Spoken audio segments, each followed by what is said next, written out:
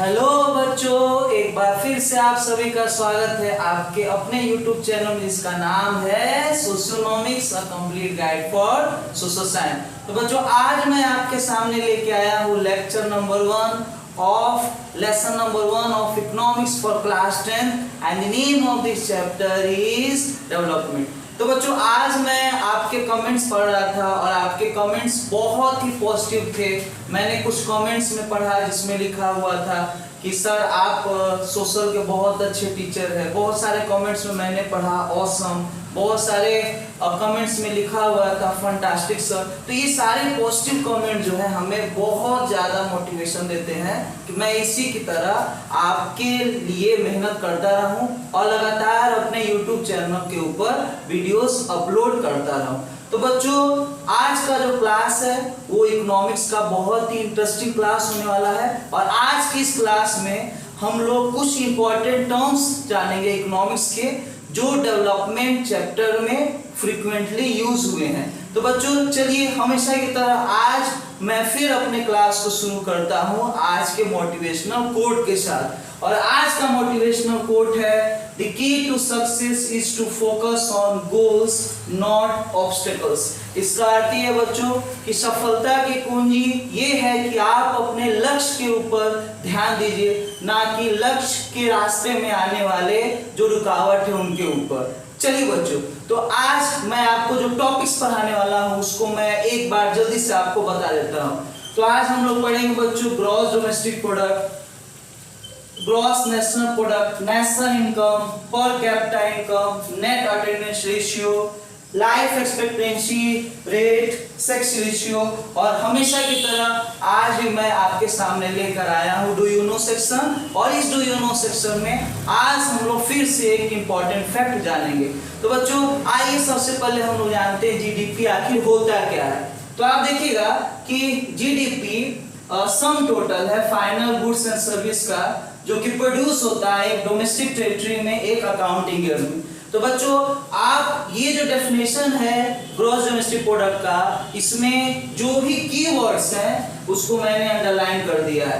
तो आप देखिएगा जो कीवर्ड्स है इस डेफिनेशन में वो है क्या, फाइनल गुड्स, फिर आपका डोमेस्टिक टेरिटरी और उसके बाद है अकाउंटिंग ईयर। तो हमेशा जब भी आप जीडीपी का डेफिनेशन लिखे तो आपको इन कीवर्ड्स का इस्तेमाल जरूर करना है। तो एक बार मैं फिर से पढ़ दे रहा हूँ, gross domestic product is the sum total of final goods and service which are produced within the domestic territory in an accounting year.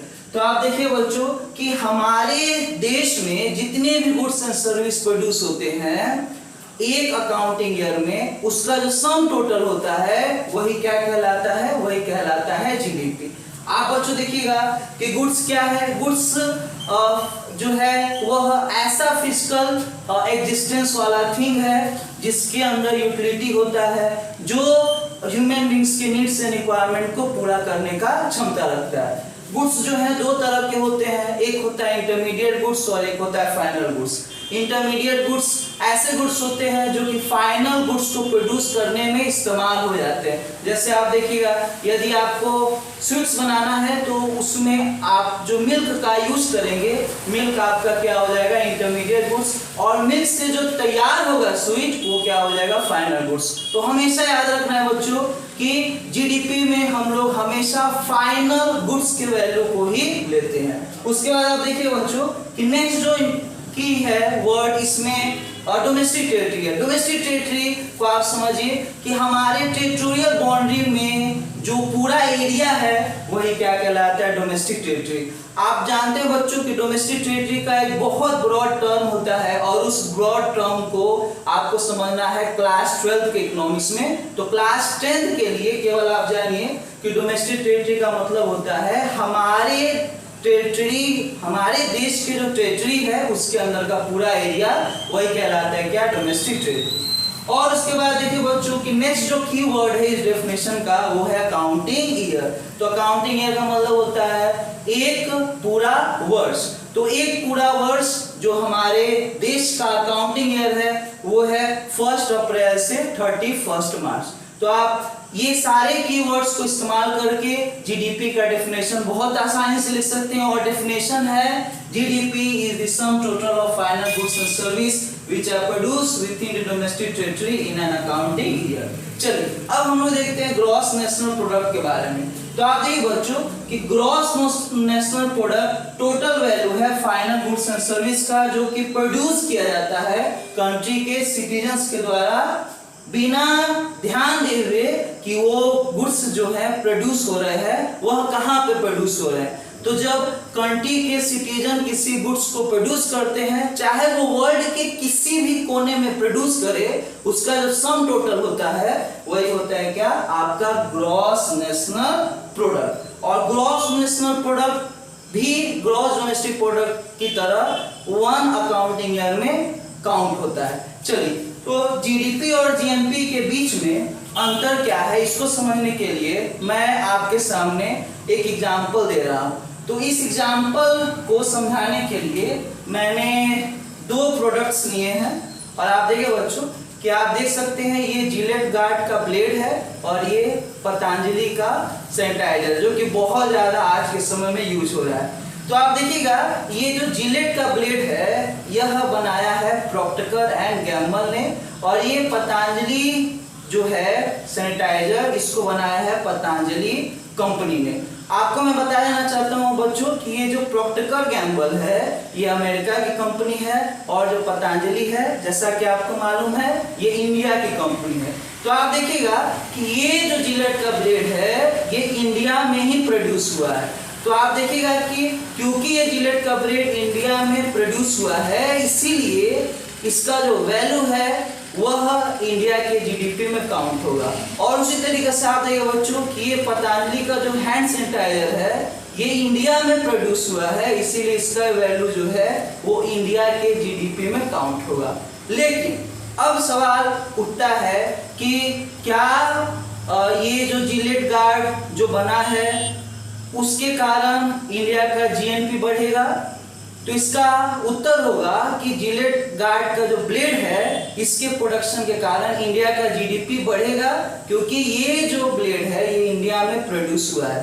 लेकिन इसके कारण इंडिया का जीएनपी नहीं बढ़ेगा, क्योंकि इस ब्लेड को प्रोड्यूस करने वाला जो व्यक्ति है, जो कंपनी का ओनर है, वो क्या है, अमेरिकन सिटीजन है। तो ये ब्लेड चाहे इंडिया में प्रोड्यूस हो, चाहे इंग्लैंड में प्रोड्यूस हो, या फिर स्पेन में प्रोड्यूस हो, कहीं भी प्रोड्यूस हो, इस ब्लेड के प्रोडक्शन के कारण हमेशा जीएनपी किसका बढ़ेगा, यूएसए का। क्योंकि ये जो ब्लेड है इसको प्रोड्यूस करने वाला जो कंपनी है उसका जो ओनरशिप राइट वाला व्यक्ति है वो कहाँ का सिटीजन है, अमेरिका का। चलिए अब उसी तरीके से आप देखिए बच्चों कि ये हमारा जो है वो हैंड सैनिटाइजर है पतंजलि का, और आप देखिएगा कि ये जो पतंजलि का हैंड सैनिटाइजर है यह दुनिया के किसी भी कोने में प्रोड्यूस हो, लेकिन इसके प्रोडक्शन के कारण इंडिया का जीएनपी बढ़ेगा। क्यों? क्योंकि ये जो आपका पतंजलि का हैंड सैनिटाइजर है इसका जो ओनर है वो कौन है, इंडिया का सिटीजन है। तो आप ध्यान रखें बच्चों कि जीडीपी में देखा जाता है कि गुड्स कहाँ पर प्रोड्यूस हुआ है, और जीएनपी में देखा जाता है कि गुड्स को प्रोड्यूस करने वाले लोग कहाँ के हैं। तो यदि कोई फॉरेन कंपनी इंडिया में आकर के गुड्स को प्रोड्यूस करता है तो इससे इंडिया का जीडीपी बढ़ेगा, क्योंकि फॉरेन गुड्स का प्लेस ऑफ प्रोडक्शन क्या है, इंडिया है। लेकिन फॉरेन गुड्स के इंडिया में प्रोडक्शन के कारण जो जीएनपी है वो इंडिया का ना बढ़ के फॉरेन कंट्री का जीएनपी बढ़ेगा, जिस कंट्री का कंपनी है और जिस कंपनी का प्रोडक्ट इंडिया में प्रोड्यूस हो रहा है। उस तरीके से आप देखिएगा कि ये पतंजलि का जो हैंड सैनिटाइजर है वो इंडिया में प्रोड्यूस हो रहा है, इसीलिए इंडिया का जीडीपी बढ़ेगा। और साथ में इस हैंड सैनिटाइजर को प्रोड्यूस करने वाला कंपनी है उसका जो ओनरशिप है वो इंडियन सिटीजन के पास है, इसीलिए ये जो हैंड सैनिटाइजर है इसके प्रोडक्शन से इंडिया का जीडीपी और इंडिया का जीएनपी दोनों ही बढ़ेगा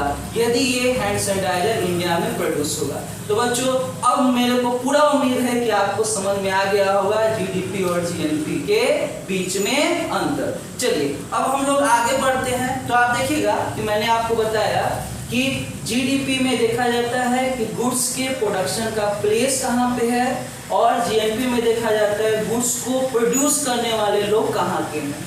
आप देखिएगा कि जीडीपी से पता चलता है कि किसी भी कंट्री का इकोनॉमिक स्ट्रेंथ कितना है, और जीएनपी से पता चलता है कि किसी भी कंट्री का पूरा वर्ल्ड की इकोनॉमी में कितना कंट्रीब्यूशन है। तो जीडीपी और जीएनपी दोनों ही बहुत ज़्यादा इंपॉर्टेंट है किसी भी कंट्री के ग्रोथ एंड डेवलपमेंट को समझने के लिए। चलिए अब हम लोग आगे बढ़ते हैं, और आगे का जो टॉपिक है वो है नेशनल इनकम। तो नेशनल इनकम क्या होता है?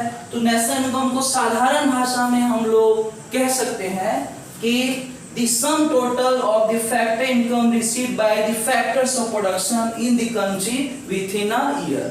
तो आप देखिएगा नेशनल इनकम जो है वो सम टोटल है किसका? फैक्टर इनकम का। अब आप पूछेंगे बच्चों फैक्टर इनकम क्या होता है? तो आप देखिएगा कि फैक्टर्स ऑफ प्रोडक्शन कितने हैं? 4 है। कौन कौन से? Land, labour, capital and interpreter. और ये जो फैक्टर्स ऑफ प्रोडक्शन है इनके द्वारा जो इनकम को अर्न किया जाता है उसे ही हम लोग क्या बोलते हैं? Factor income. और फैक्टर इनकम क्या क्या है? तो आप देखिएगा रेंट है, वेज है, इंटरेस्ट है और प्रॉफिट है। तो ये 4 फैक्टर इनकम है। तो हमारे देश में जो फैक्टर इनकम है पूरा जो अर्न किया गया है पीपल के द्वारा हमारे देश में एक ईयर में, उसे क्या बोला जाता है? National income. अब नेशनल इनकम से ही एक कॉन्सेप्ट निकलता है जिसको कि हम लोग बोलते हैं क्या? Per capita income. तो पर कैपिटा इनकम क्या होता है? तो पर कैपिटा इनकम को डिफाइन करेंगे हम लोग, income earn by each individual in the country. तो हर एक व्यक्ति के द्वारा जो इनकम अर्न किया गया है उसे क्या बोलते हैं हम लोग? Per capita income. और पर कैपिटा इनकम को निकालना है तो आपको एक फॉर्मूला याद रहना चाहिए कि यदि हम नेशनल इनकम को कंट्री के पॉपुलेशन से डिवाइड कर दे तो हमें क्या मिलता है? Per capita income. और पर कैपिटा इनकम को हम लोग एवरेज इनकम भी कहते हैं। नेक्स्ट आप देखिए बच्चों, नेक्स्ट जो है वो क्या है? Net attendance ratio. तो नेट अटेंडेंस रेशियो क्या होता है? तो इसको हम लोग डिफाइन करते हैं, number of children in the age group of 6 to 14 years attending the school of total children in the same age group. तो इसका अर्थ ये बच्चों कि 6 to 14 years के एज ग्रुप में जितने भी बच्चे हैं उनमें से कितने बच्चे देश में स्कूल को अटेंड कर रहे हैं, यही बताता है क्या? हमारा नेट अटेंडेंस रेशियो। तो आपको याद रहना चाहिए बच्चों कि जिस भी देश का एजुकेशन सिस्टम स्ट्रॉन्ग रहेगा, जिस भी देश का एजुकेशन सिस्टम काफी ज्यादा प्रोग्रेसिव रहेगा, उस देश में जो नेट अटेंडेंस रेशियो है वो क्या रहेगा? हाई रहेगा। नेक्स्ट आप देखिए बच्चों, नेक्स्ट जो इंपॉर्टेंट टर्म है उसका नाम है लाइफ एक्सपेक्टेंसी रेट। तो लाइफ एक्सपेक्टेंसी रेट क्या होता है इसको हम लोग देखते हैं। Number of years on average people is expected to live. तो आप देखिएगा कि किसी भी देश में ऑन एन एवरेज कितना ईयर लोग जीवित रहते हैं, यही मेजर करता है कौन? Life expectancy rate. और इंडिया का जो लाइफ एक्सपेक्टेंसी रेट है वो कितना है? Around 70 years. और आपको याद रखना बच्चों कि हेल्थ फैसिलिटीज में और लाइफ एक्सपेक्टेंसी रेट में एक डायरेक्ट रिलेशन। इसका अर्थ ये है कि जिस देश का हेल्थ इंफ्रास्ट्रक्चर और हेल्थ फैसिलिटी काफी स्ट्रॉन्ग होगा उस देश का जो लाइफ एक्सपेक्टेंसी रेट है वो क्या रहता है? हाई रहता है। तो जितने भी एडवांस कंट्री हैं उनमें आप देखिएगा कि लोगों का जो एवरेज लाइफ जो है वो ज्यादा रहता है किसके मुकाबले? जो लोग होते हैं अंडर डेवलप्ड कंट्रीज के। चलिए अब हम लोग आगे देखते हैं बच्चों, आगे जो हमारा इंपॉर्टेंट टर्म है जो इस चैप्टर में बार बार यूज होगा वो है आपका सेक्स रेशियो। तो सेक्स रेशियो क्या होता है? तो सिंपली हम लोग बोल सकते हैं sex ratio means the number of female पर 1000 मेल इन द कंट्री। तो प्रत्येक 1000 पुरुषों में कितनी महिलाएं हैं यह पता चलता है किससे? सेक्स रेशियो से। चलिए अब देखिएगा कि 2011 के सेंसस के अनुसार इंडिया का जो सेक्स रेशियो है वो है 943 फीमेल पर 1000 मेल। और आप देखिएगा कि इंडिया का जो सेक्स रेशियो है वो काफी ज्यादा पुअर है, और सेक्स रेशियो बताता है कि इंडिया में बहुत ज्यादा भेदभाव किया जाता है लड़का और लड़की में लोगों के द्वारा। चलिए अब हम लोग बच्चों समझते हैं कि आखिर ये डेवलपमेंट क्या होता है। तो आप देखिए बच्चों कि डेवलपमेंट का मतलब होता है improvement in the social and economic condition of the people in the country. तो आप देखिएगा कि जब किसी भी देश में लोगों का सामाजिक और आर्थिक जो है सुधार होता है तो उसे हम लोग क्या बोलते हैं, डेवलपमेंट। और डेवलपमेंट एक कंटिन्यूअस प्रोसेस है, डेवलपमेंट एक कंटिन्यूअस प्रोसेस है। और यदि डेवलपमेंट को यदि हमें जानना है तो हमें बहुत सारे इंडिकेटर्स का सहारा लेना पड़ेगा। तो आप देखिएगा कि डेवलपमेंट पता चलता है किससे, कितना पर कैपिटा इनकम है लोगों का देश में कैसा हेल्थ और एजुकेशनल इंफ्रास्ट्रक्चर है, फिर देश में जेंडर डिस्क्रिमिनेशन का क्या कंडीशन है, फिर आप देखिएगा कि देश में इनकम इक्वालिटी का क्या कंडीशन है लोगों के बीच में। उसके बाद आप देखिए बच्चों कि क्या लोगों को फ्रीडम मिल रहा है कि नहीं, क्या लोगों को उनका राइट्स मिल रहा है कि नहीं। ये सारे इंडिकेटर्स हैं जो कि डेवलपमेंट के बारे में जानने में हमारी मदद करते हैं। तो आप याद रखिए बच्चों कि डेवलपमेंट के आधार पे जितने भी वर्ल्ड के कंट्रीज हैं उनको 3 ग्रुप्स में बांटा गया है। कुछ कंट्रीज होते हैं जो डेवलप्ड होते हैं, कुछ कंट्रीज होते हैं वो डेवलपिंग होते हैं, और कुछ कंट्री अंडर डेवलप होते हैं। जहां तक इंडिया का सवाल है तो इंडिया एक डेवलपिंग कंट्री है। तो चलिए बच्चों अब हम लोग बात करते हैं आज के लास्ट सेक्शन का, और आज का लास्ट सेक्शन है हम लोग का वो है डू यू नो सेक्शन। तो क्या आपको पता है बच्चों कि हमारे देश में जीडीपी और हमारा जो नेशनल इनकम है, पर कैपिटा इनकम, इसको कौन मेजर करता है? चलिए यदि आपको नहीं पता है तो मैं आपको बताता हूँ। हमारे देश में GDP, national income, per capita income को मेजर करने का पूरा जो जिम्मेदारी है वो किसके पास है? मॉस्पी के पास है। अब आप पूछेंगे कि ये सर मॉस्पी क्या होता है, तो अभी मैं बताता हूँ। मॉस्पी का फुल फॉर्म होता है ministry of statistics and programme implementation. फिर से मैं बोल रहा हूँ, मॉस्पी का फुल फॉर्म होता है ministry of statistics and programme implementation. ये एक मिनिस्ट्री है हमारे गवर्नमेंट ऑफ इंडिया का, और इस मिनिस्ट्री के जो मिनिस्टर है उनका नाम है रॉय इंद्रजीत सिंह।